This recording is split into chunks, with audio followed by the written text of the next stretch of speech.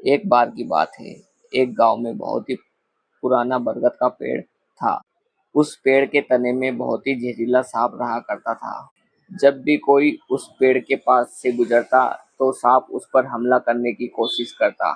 एक दिन एक साधु उस गांव की तरफ आ रहे थे। वह पैदल चल के आ रहे थे, जिसके कारण उन्हें बहुत ही ज्यादा थकान हो गई थी।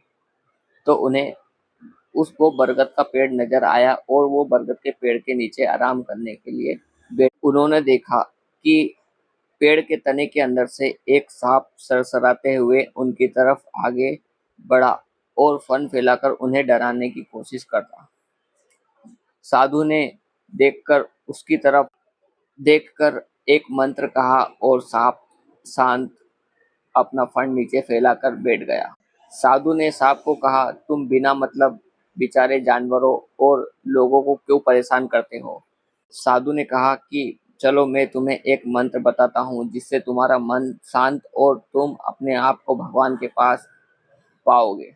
साधु ने कहा कि तुम इस मंत्र का रोज जाप करना और किसी को नुकसान मत पहुंचाना। ऐसा कहकर साधु वहां से चले गए।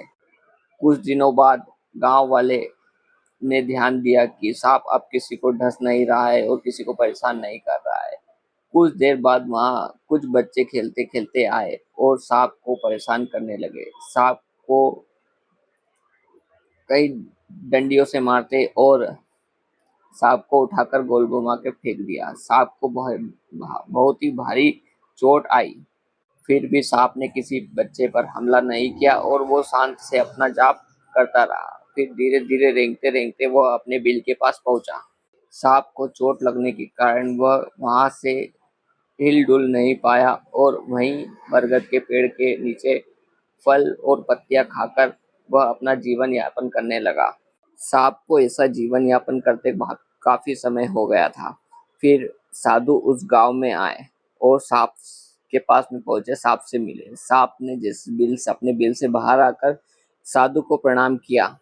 साधु को सांप बहुत कमजोर लगा। साधु ने सांप से पूछा कि तुम शरीर से इतने कमजोर क्यों हो गए हो? सांप ने कहा कि आपकी बात मानकर अब मैं किसी पर हमला और किसी को परेशान नहीं करता और मैं फल और पत्तियां खाकर जीवन यापन कर रहा हूँ। साधु ने कहा, यह बात तो नहीं हो सकती, बात और कुछ है।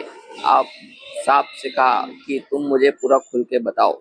साधु की बात मानकर सांप ने अपने बारे में बताया कि मैंने किसी को परेशान करना बंद कर दिया था। तभी कुछ बच्चे आए और मुझे परेशान करने लगे और मुझे